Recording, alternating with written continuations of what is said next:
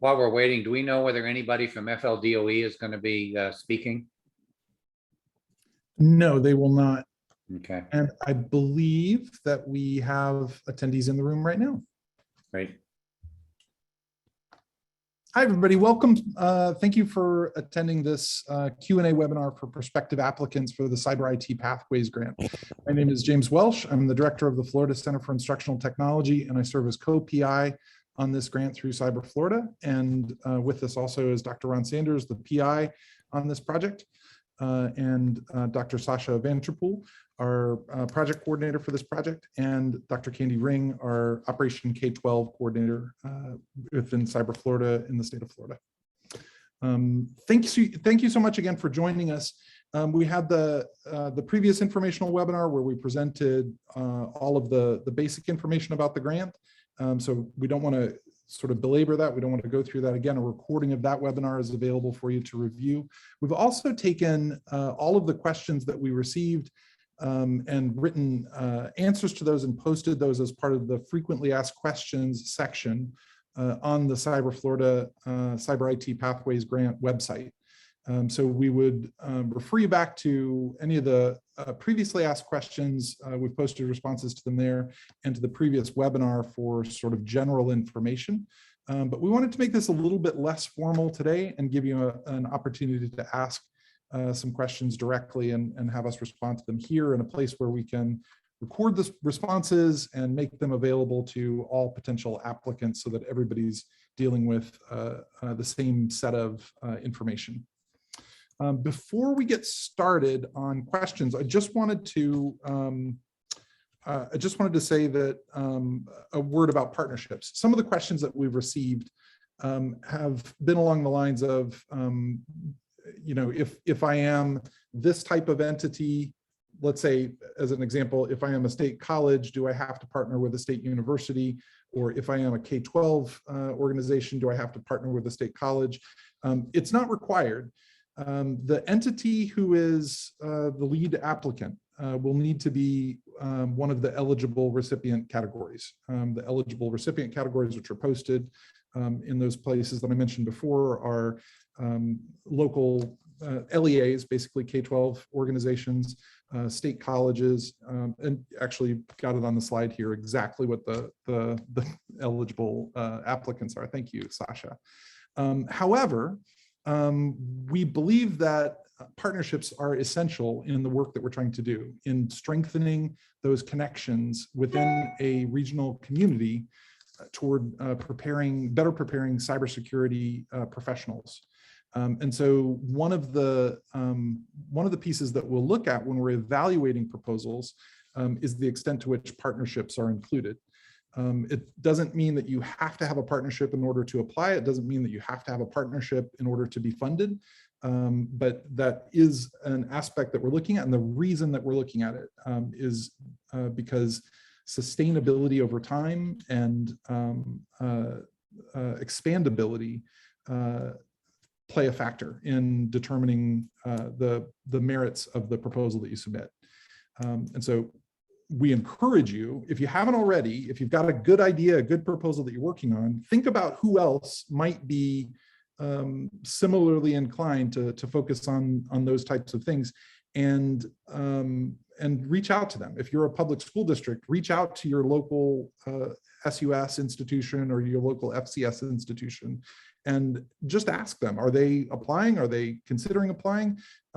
Is there an opportunity for partnership? You might find that there's another entity within your region that is proposing something very similar to what you're proposing. And you might find a really good partnership there where somebody in K-12 might be developing a pipeline for students directly to find connections into a state college or state university program. So we encourage you before submitting to reach out to your regional counterparts and look for those connections wherever possible. James, let me just interject on 2 points. First, to welcome everybody and thank you again for joining us. As James said, this will be less formal than the first webinar, more interactive, but everybody's going to see all of the information. both from the first webinar as well as from this one. So we want to be as transparent as possible. And that is a nice segue to the point that James just made. We don't want to put our thumb on the scale. You are not required to partner with anybody. Your application is what it is. But one of the things that has become apparent to us is that this is a very stovepiped community that we're dealing with. People don't know that they may have a neighbor, and I mean that literally, a neighbor school, a neighbor school district, a state college in the area, or even a state university institution in the area that is doing and even proposing something very similar. We don't know what we don't know. We're going to try to be as transparent as possible with the applications so that everyone will see what everyone else is asking for. The end result is going to be transparent. Everybody will know who's received a grant and who hasn't. Again, all of that's public information, so we are obliged to be transparent. But again, without putting our thumb on the scale, we would encourage you to talk to your neighbors, in this case, institutional neighbors, other schools, school districts, state colleges, state universities, the eligible applicants, to share what you're doing, what you're thinking. And if partnerships are appropriate, go for them. Again, that's not going to dissuade us from choosing a project that has tremendous merits. But as Dr. Welch said, the more partners, the more likely something is going to be scalable or subject to statewide adoption. And those are all, at the end of the day, our ultimate outcomes that we're looking for. So again, I hope that helps. James, Sasha, Candy, anything you all want to add?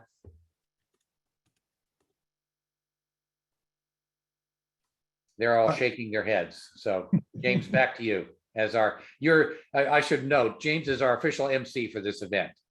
That's why he's wearing the hat. So over to you, James. Well, so I'm responding to some of the questions in the chat. There's two places basically that you can submit questions. One is a Q&A area, and another is a chat, a general chat area. And so we'll do our best to respond to those questions in those locations, but also right out loud. A question, can a school district be supported by multiple state college/university systems? And the answer is yes. Any number of partners can participate in a proposal. The lead institution needs to be on the list of qualified eligible applicants, but that can also include entities that are not that wouldn't be eligible as lead applicants. So for instance, businesses and other nonprofits that may not specifically qualify on their own could be partners as part of a proposal that's submitted. Another question, can you please confirm that post-secondary scholarships for students are an allowable cost? There are different ways of funding post-secondary scholarships. As long as the way that you're funding those doesn't violate any of the state or federal rules that apply, yes, that's an allowable expense. So the general guidance on allowable expense is on the screen now. There are some more specific links there about, for instance, EDGAR regulations and things like that are linked from that response. The general answer is yes, but you might want to, on the specifics of what your program is, just make sure that it doesn't violate any of those, but generally yes. So the requirement for an existing program, there's a question in the chat, can you talk a little bit more about the requirement for existing programs? The reason we suggest that you have an existing program is because the grant period is a very short time frame. So basically this is going to take place during the next academic year. It's not restricted to the academic year exactly. Your final report will be due August 15th of 2023, so it goes a little bit beyond the next academic year exactly, and we'll get your awards out as quickly as we possibly can to get the money in your hands to spend, and that might be before the beginning of the next academic year. But Still, it is a very short time frame. And so if you have a concept of something that isn't currently existing, and you want to create that concept, take it from concept through completion, and then deliver that to participants, it may be very difficult to do within the time frame of the grant if the program doesn't already exist. It's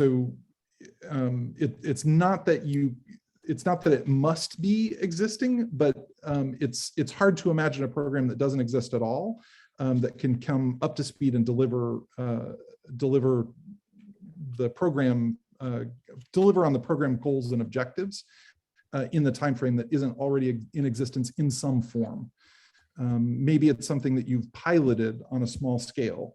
Maybe it's a model that has been effective in other states that you want to implement here. But the idea of it existing is really a guideline that says we're looking for something that's more than a glimmer in someone's eye. That it is something that you have some progress toward, and there's some confidence that it can actually be executed within the time frame of the grant period. And obviously, anybody on our team will feel free to jump in and elaborate or make corrections as necessary on any of the responses that I give.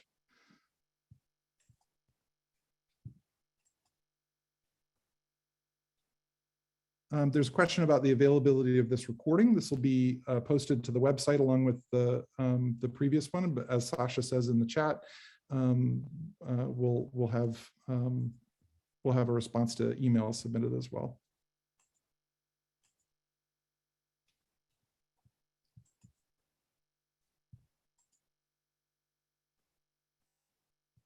Checking in the chat and in the Q&A for other questions. Oh, I see. Okay. So separate applications. Can a district offer letters of support for different initiatives with multiple institutions? Yes. There's no limit on the number of proposals that one institution can participate in.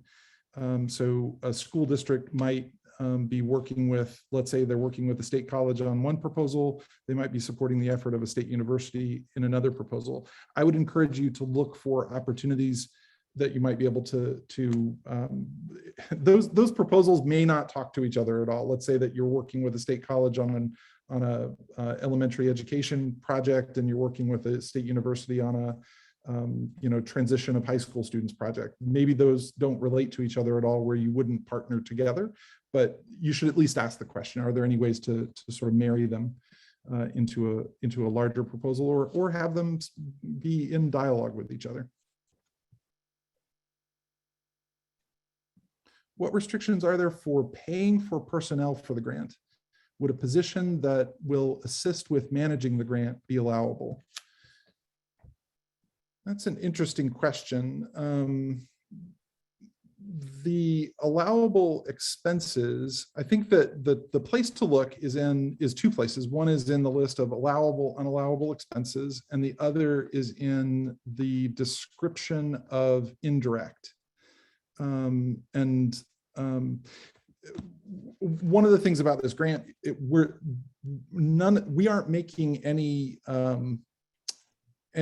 new requirements on the basis of this grant. All of the rules that we're passing to you about allowable and unallowable expenses are part of state regulations or federal regulations.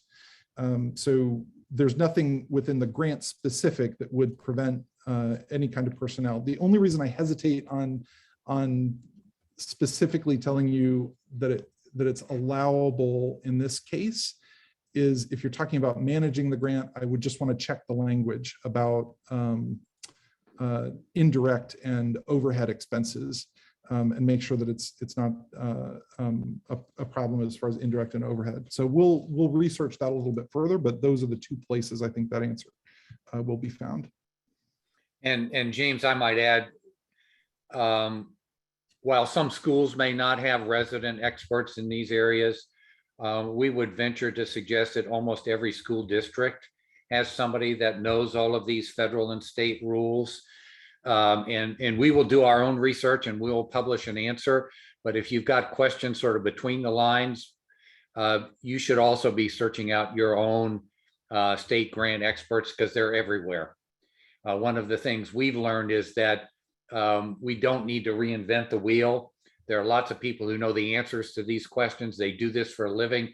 They don't do it for this particular grant. That's a new thing, but they've done it for lots of state grants. So there are experts out there that can answer some of those questions as well. Can we plan for activities under the award for July, August 2022? So there's a question. That question I think is asking how quickly will funds be dispersed. Part of that answer is on our side, we're moving as quickly as possible to get funds out. So once we get proposals, we have a very tight turnaround for our reviewers to read those proposals and give us back recommendations that we can take to the state so that we can make those award notifications and start getting the money out. That being said, it's difficult to, there are a lot of, there's a lot of paperwork, obviously, you know, going between institutions with these kinds of grants. So I can't speak exactly to how long the sort of the staff operations will take between the USF Office of Sponsored Research and the Office of Sponsored Research within your institution to process all of that. James, I will say, look, as James said, our objective is to get this out, you know, to get the winning grants out before the end of this school year so that people can begin work this summer if that's in the cards. That's one of the reasons we've, while we've defined the term existing project as generally as we could, that's one of the reasons for emphasizing that there needs to be a there so that you can start work as soon as possible. You're not beginning with a clean whiteboard. So we're going to do our best. Now, we will have the winners announced in May. Right. Yeah. And if you need to start and maybe do some risk funding, depending on the bureaucracy involved in getting a check from USF to your school or school district or college or university, you may have to do that. We're not in a position to promise that. We are in a position to promise that we will have the applications rated, ranked with a cutoff line in time for the grants to flow from our office to the Office of Sponsored Research in University of South Florida, and hopefully in turn to your institution. Again, our hope is that you can begin work before the end of the 2021-2022 school year. That is June of this year. And James, there is a concomitant question on the other end, and that is, can we work right on through the end of the grant period, even though that is past our school year? So June, July, even a little bit of August in 2023? And the answer is yes. We would like to have closeout reports from you by August of 2023, only because we owe the state a final summative evaluation with recommendations by the end of September 2023. And that's going to take some time. And there will undoubtedly be some back and forth between you, your grant coordinator, us, to try to get all of the facts straight, make sure that what we're recommending is in fact what we want to recommend.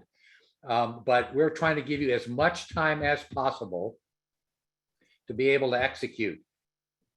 However, again, I'm going to belabor the point that both James and I have made. That's the reason for focusing on things that have some traction already. There just isn't a lot of time here, folks.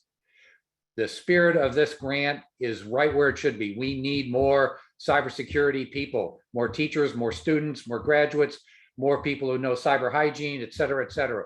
We all know all that. The president's warning from last week is a perfect example of why we need it. But we're behind the curve. We got to get moving. And so there's only approximately 15 months worth of grant here.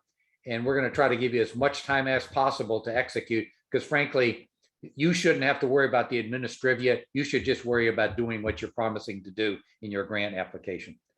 Sorry, end of soapbox. I appreciate the clarification, especially on the how quickly will you be getting money question. We can't, as Ron says, we can't guarantee exactly. What we can guarantee is that we'll make award announcements in May. And hopefully the process will be we've been working hard with our Office of Sponsored Research to make sure that the award process is smooth afterwards. They're ready for your applications. They're ready to process the awards and get those out as quickly as possible. And James, let me add to the point you just made. It's not like we haven't talked to them. They know these are coming. They know how important they are, not just to USF and to Cyber Florida and the FCIT, but to the state and to the nation.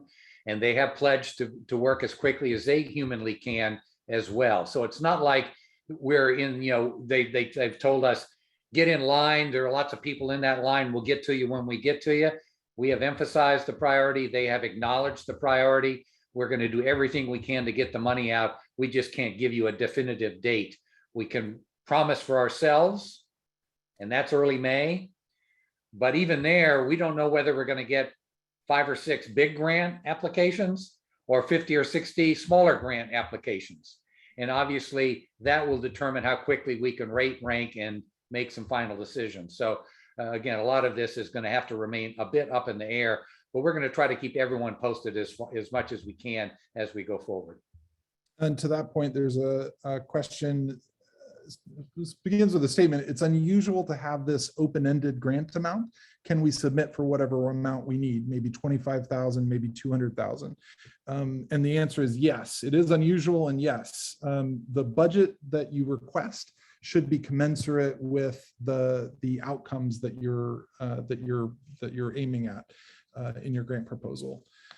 It is unusual. It's unusual to have the amount of money that the legislature has committed in such a short amount of time also. And that's one of the reasons it makes it difficult to know what should a typical award look like. Not having a stated cap for the applications means that we might get, as Ron said, a few very large applications. We might get many, many small applications. We might get some combination of those. Whatever amount you're asking for, you should be able to justify in terms of the outcomes that you're projecting. James, we got a question. Can we receive an award less than the amount we've requested? And I'm going to play bureaucrat here and hedge on that. If you submit something, you should make it as realistic as possible. I'm here to tell you, without naming names, we've already seen one that caused us all to look at one another and say, are they serious about some of the elements they've included in their budget? If it's enough of a problem, we may go back to you and say, do you really mean this? Our preference is not. Our preference is to award what you apply for, but concomitantly, that means you've got to be as realistic as you possibly can in that application. Don't pad it. If you pad it, we're going to smell it, and we may be coming back to you. So be as realistic as you can. James, that's my 2 cents. And again, that's maybe not as definitive as the questioner would like, but.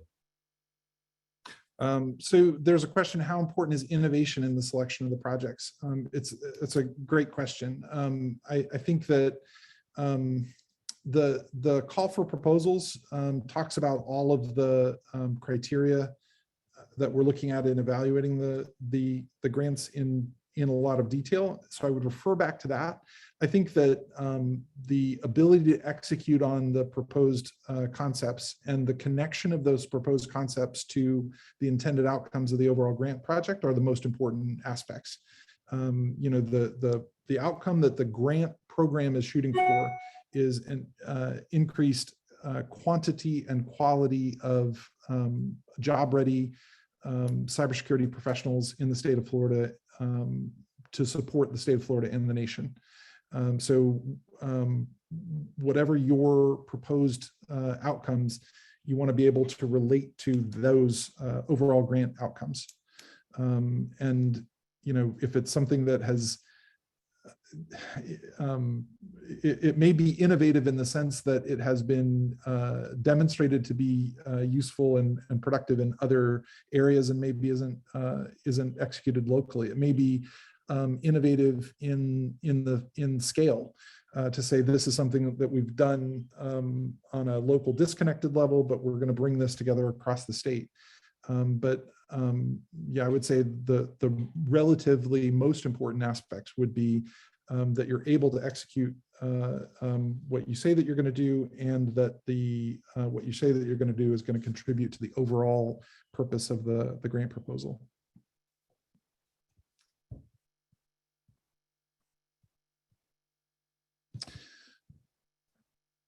There's a question about the amendment process for making changes to the grant application. Would that be, so if you're talking about changes to a grant application before the grant deadline, the grant submission deadline, you'll be able to make those changes in the application system. If it's after the grant deadline, we would need to talk to you specifically. It's not, we have such a short time frame with all of this that we don't expect a lot of amendments happening after grants are selected and awarded.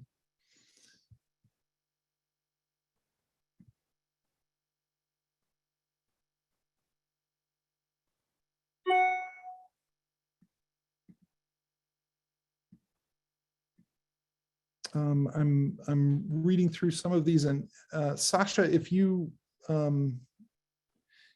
see any that you'd like to pull out to answer that helps as well.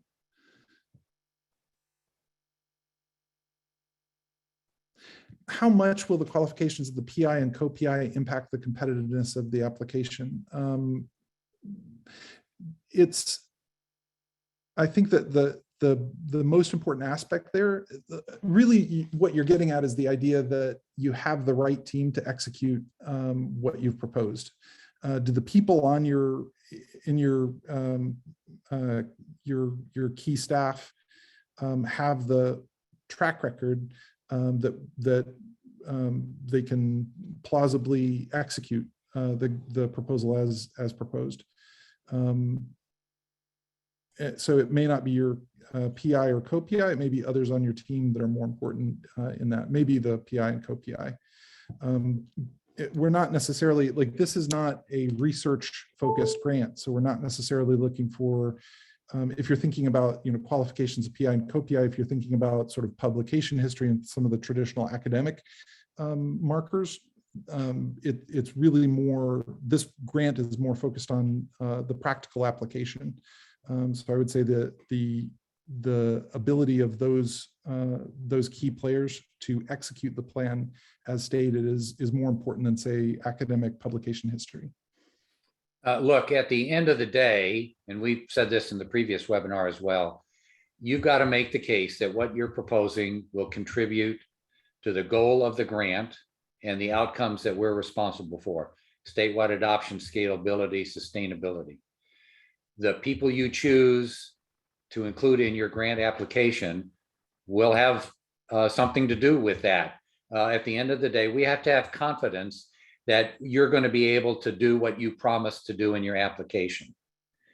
And if you pick two people randomly off the street, and everything else is wonderful, but you got two people who've never done anything like this before, that's going to cause us to say, well, maybe they're not serious, or maybe they aren't going to make the contribution that they say they're going to make. So again, as James said, these are not traditional academic qualifications, publication record, tenure.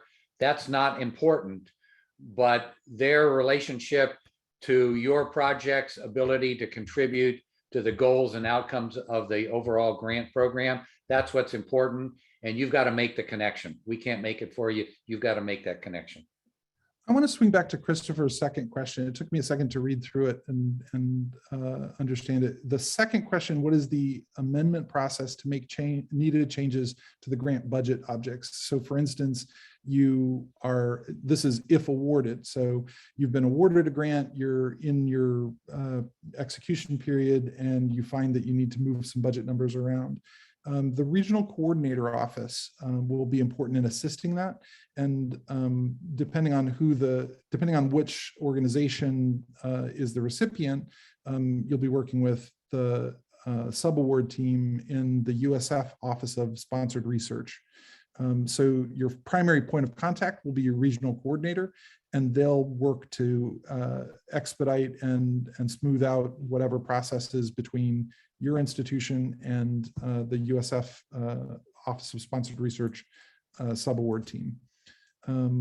If you'd like, we can research that a little bit further to find out what the typical amendment process is like with that subaward team. But it would be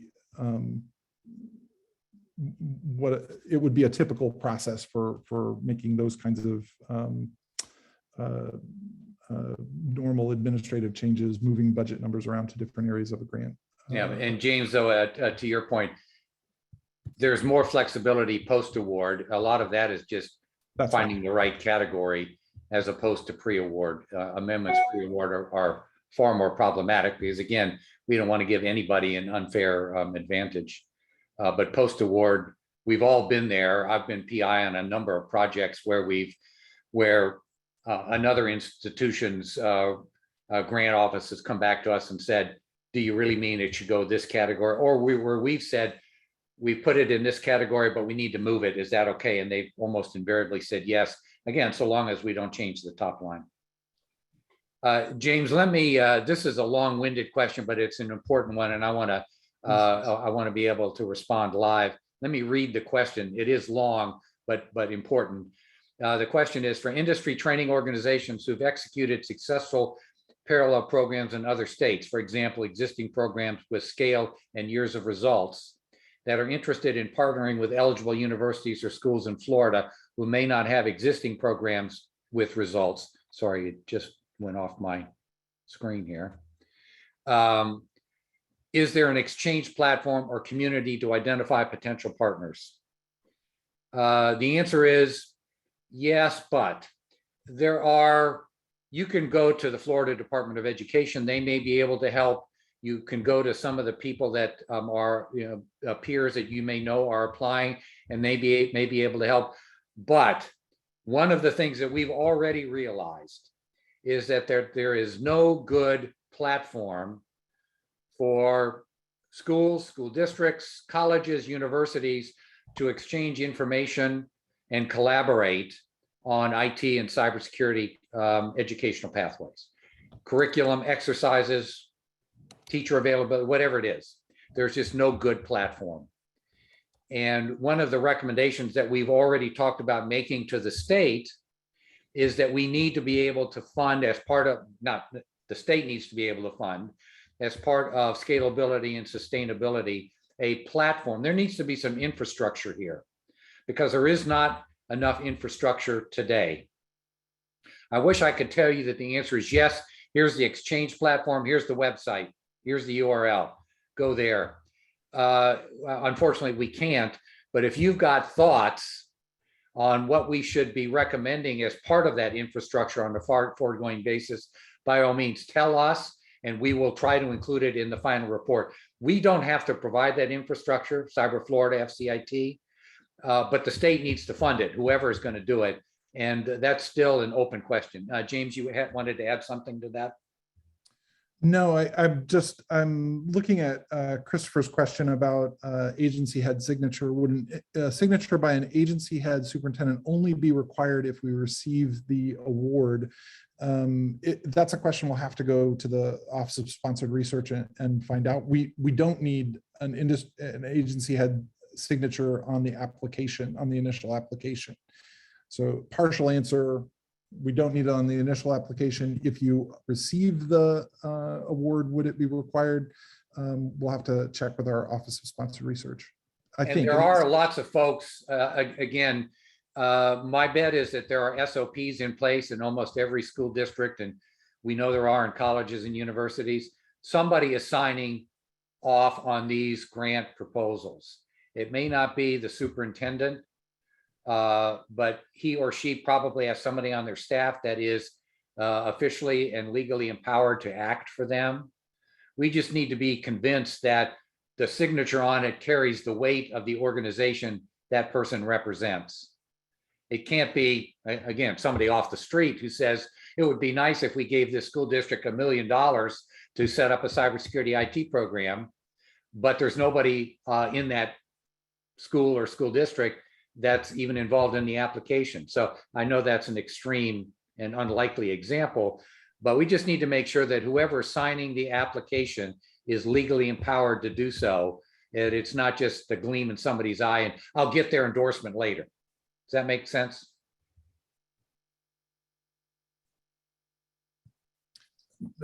Makes sense to me. Keep an eye on the chat. There's a question. Does this mean that only shovel-ready proposals are likely to be funded? Is there any room for experimental proposals? I think that there's room, but it's this funding stream in particular, we're looking to see results within the grant period. We do ask in the proposal description, the description of the sections, we talk about outcomes beyond the grant period. If you're able to sustain the efforts, or what might be the outcome of the efforts that you're taking 3 to 5 years out. This is only 1 year of funding, but if you execute within the year what you intend to execute, what might the outcomes be further down the road? I think there's not a hard and fast answer to that question. If somebody had an experimental proposal that they could make a strong case is strongly connected to the outcomes of interest for this grant funding project, we would consider it. Look, lots of folks have asked, you've said, we've said, it has to be existing, but we're also looking for innovation. And they've said, which is more important? I think our answer is yes. It's a squishy answer. You can't say one is more important than the other. What we have said is there needs to be something there. It can't be a clean whiteboard. Almost everything that we've been able to imagine represents experimental, quote unquote. So taking something that's being done in one classroom or one school and saying, we're going to try to expand this to an entire school district. That's an experiment. You haven't done it. You need our money to do it. That's an experiment. But it's not the same as we don't have a cybersecurity program and we're going to create one. Now, even there, if what you're going to create, quote unquote, is to import something from another school or from an industry partner, to me, again, you're going to have to make the case. But in my humble opinion, that's existing. It may not be existing at your school, but it exists somewhere. And here's an important and, though wherever it exists, you are bringing those people in to help you. To say it exists conceptually, for example, here's another one. We know that the United Kingdom and the United Arab Emirates have done a lot of experimentation around non-traditional educational pathways into cybersecurity. If you say we're going to do what the UAE has done, that's, to me, while that is arguably existing, it is not existing enough, because you don't have, unless you say we're bringing somebody from the UAE in, or we have them on our team, or we have somebody who helped them who's now going to help us. That's conceptual existence, but it's not real. Again, that's just Ron Sanders talking, but you've got to make the case that what you're proposing will contribute in a material, significant way to the goals of the grant and the outcomes that we have. So it should be innovative, but it should also be existing. And the answer to which is more important is yes.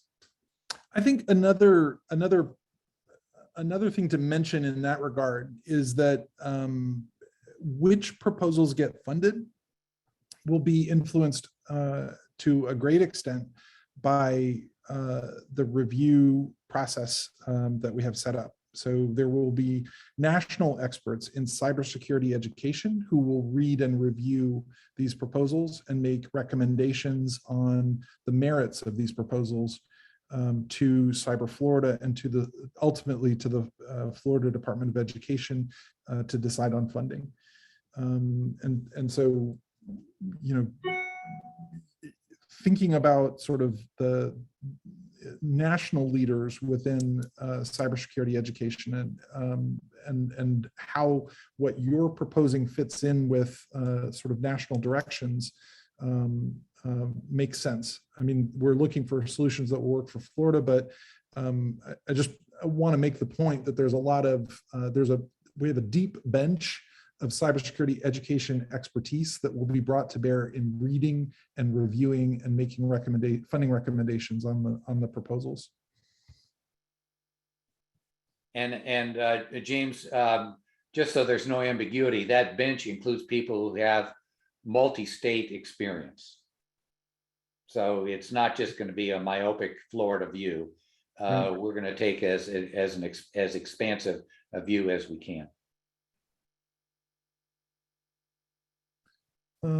Just reading some of the questions here about the number of responses. We had 67 last time I looked at it. Is that still accurate? Yes.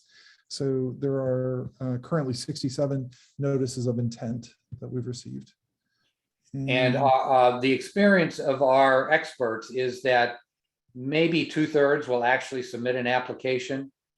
Frankly, I hope they're wrong. I hope the number is more than that.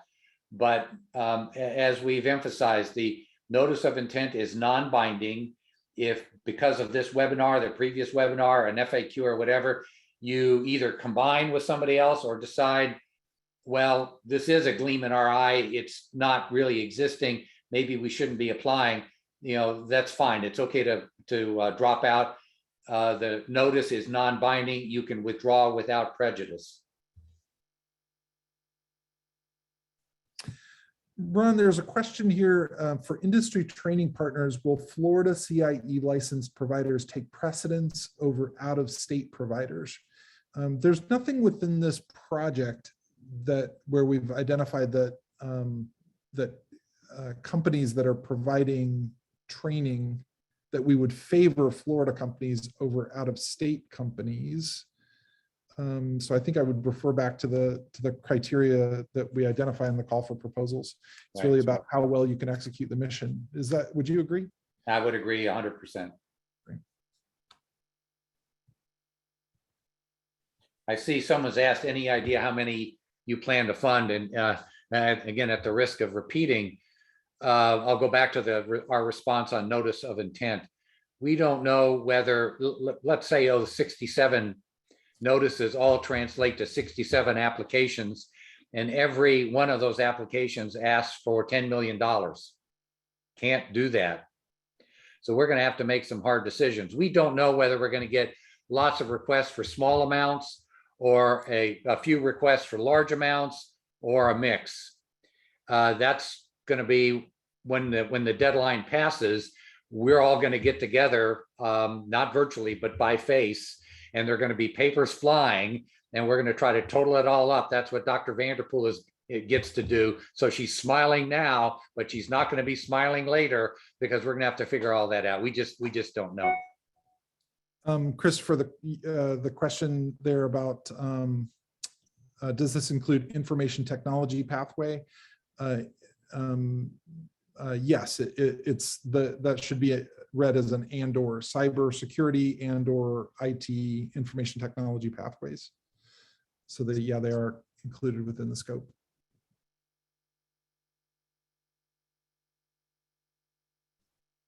So question about, is there a prohibition against spending grant funds to promote/recruit for the targeted program, advertising, print materials, videos?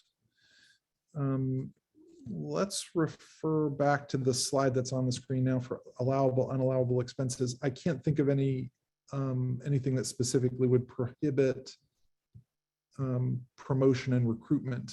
Yeah, if you're going to buy tchotchkes or t-shirts, that's a no-no. but more general marketing materials and things like that, again, without characterizing the merits of that, I think that's allowable, don't you, James and Sasha? I do, and I think like Sasha was just highlighting bullet 1F on the slide, that it is allowable to spend money to recruit students into and retain students in cybersecurity and IT related programs. And then down in the unallowable, that it's not allowable to buy incentives, meaning gift cards, plaques, trophies, stickers, t-shirts, giveaways. So, you know, depending on the specific, there's no prohibition on recruiting. Depending on the specific type of expense, there may or may not be a restriction there. So you mean that if you recruit me into a program, you can't give me a Best Buy gift card? You can't pay for a Best Buy gift card with grant funds. Right, okay.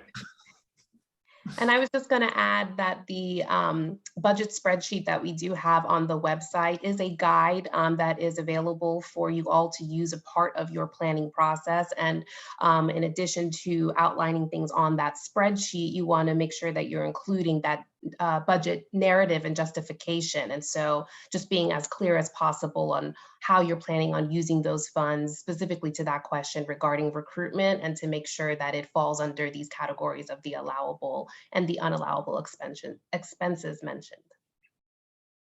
In the early part of the webinar, we had a lot of questions posted in the chat and in the Q&A sort of simultaneously. In the Q&A, Sasha has been answering and moving them out of the open category. In the chat, I'm just thinking there may be some questions that sort of scrolled past before we got a chance to answer them. I think we addressed them all. But if you have a question that we haven't addressed, that either that you haven't asked yet, or that you asked and we haven't answered, if you wouldn't mind reposting it in one of those locations, that would be wonderful. Yeah, the Q&A box is preferred. It's just a little easier to manage. So if you can post questions there, that would be greatly appreciated.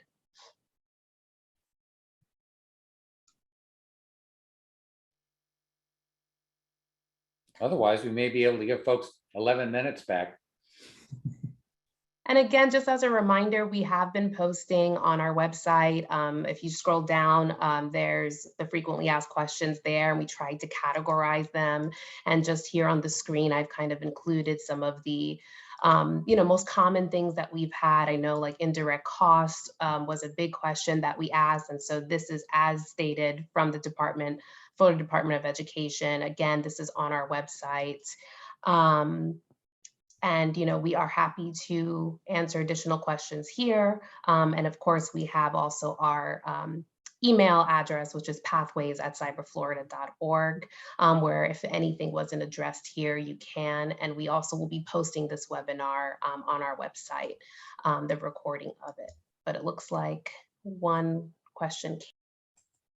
Our student internships and allowable cost. Yes, generally, but back to the list of allowable and unallowable. As long as the cost of student internships that you're talking about doesn't include meals, which are an unallowable expense, doesn't include land acquisition, which is an unallowable expense.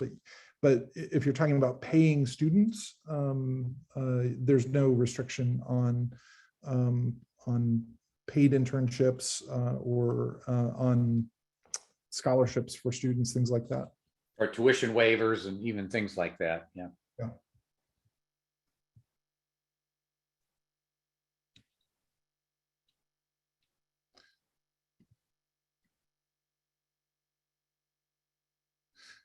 Carolyn asks, do activities in the project need to be completed by the end of the state fiscal year, June 30th, 2023? The answer is no. Your final report to us is due August 15th, 2023. And these are all subawards from a larger grant that USF received, and our grant period with the subawards, we don't want to go close to the end of the grant period to allow for closeout and to allow for activities to conclude. But our grant period doesn't end until the end of September. So we're asking for you to have final reports to us by August 15th. If you had some, that specifically allows you and where the question might be headed is, can we do summer programs in the summer of 2023? And the answer is yes. That's one of the reasons that we selected August 15th as the date that we're requesting final reports back to us, so that you have time to do summer programs on summer of 2023, if that's part of your plan.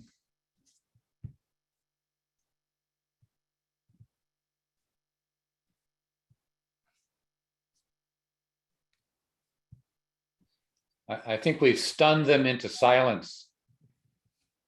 Or they've all run off to work on their applications. I hope that's the case. I hope that you have found this session helpful. And, I know that there are some pieces that may be frustrating. Like, I know the first step in a lot of grant writing is figuring out how much money is available and building a budget around the possibilities that you can do within the amount that's available. And so I know that presents an additional challenge for you in writing for this grant, that we don't have a sort of a target maximum amount. But, hopefully what we've explained about why that is makes sense. And we're very, we're really, I cannot tell you, internally, we're very excited to see what you will be proposing and what we will be able to do within the state of Florida as part of this program, what you'll be able to do within the state of Florida. Another question, do you know how the letters of intent were distributed by region? We do. In a general, I don't know that we have an answer ready for that, but Sasha? I am trying to get that here for you. Yes, give me one moment and I will pull that up.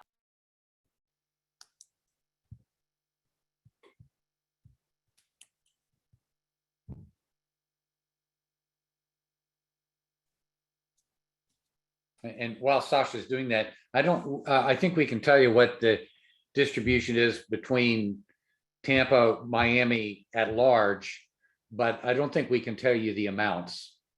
So again, whether 32 grant applications in the greater Miami area means anything, that depends on how much of those applications are asking for. And I'll also say that the number, if it introduces an uncomfortable amount of uncertainty for you to think that there's not a sort of projected maximum amount for your proposal, it does the same for us. Because we don't know if we're getting a lot of large, a lot of small, we don't know the size of anything that's going to be coming in. So we've gone through a lot of what if scenarios. What if we fund all of the proposals that come in from one region and there's money left over in that region? Do we just transfer that money over to another region? Do we do a second round of requested funding, things like that? Whatever scenarios actually play out and whatever we do with that, it will be transparent, fair, and approved by the Department of Education before we do it. Ultimately, any of those questions, sort of, can we transfer money from one area to another? The designations of how much money is going to each area comes from the Department of Education. They'll have to sign off on any plan to deviate from that. By the same token, James, I will note to everyone, we also debated internally whether there should be a minimum amount for a grant application. That would have made our job easier, but frankly, again, we may get ideas for micro level grants that are brilliant, and we don't want to foreclose that option. So if you are proposing something with 4 figures, 5 figures, 6 figures, they're below the, let's say, $1 million threshold, that's perfectly fine, because if it meets the existing and innovative tests and it gets us excited, then that's going to be appropriate.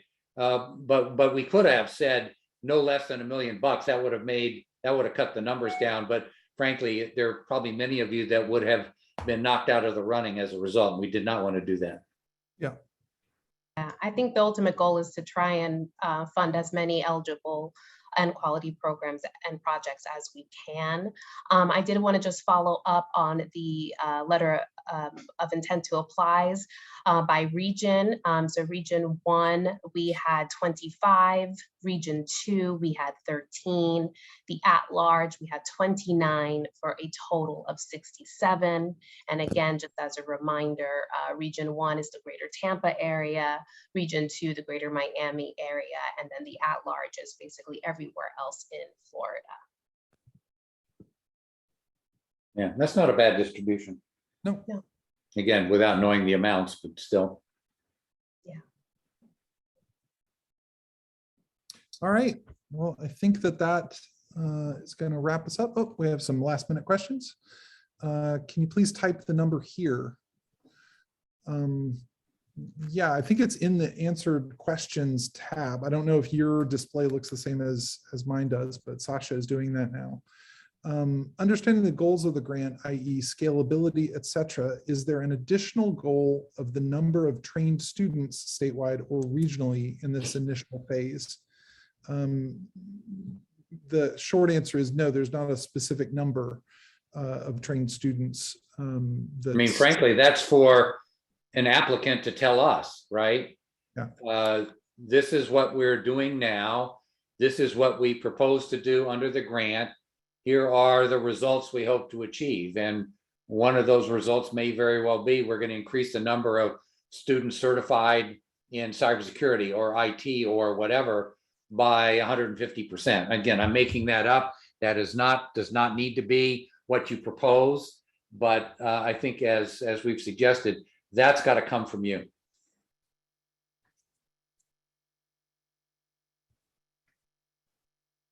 I'm showing 2 o'clock. We can stay forever, but yeah, again, thank you so much for attending. Thank you so much for your questions and your interest. We are very excited to see your proposals and engage with you further and work with you over the next year in really transforming cybersecurity education, cybersecurity IT education in the state of Florida. James, thanks to you and Sasha. They're doing all the work, just so everyone knows, but thanks to you and thanks to everyone for paying attention for an hour. If we need to do more of these, as James said, we'd be happy to do more. We'll do them until you're sick of hearing from us. Thanks, everybody. Pathways@cyberflorida.org is the email address to reach us. Thanks. Bye. Thank you so much. Bye-bye.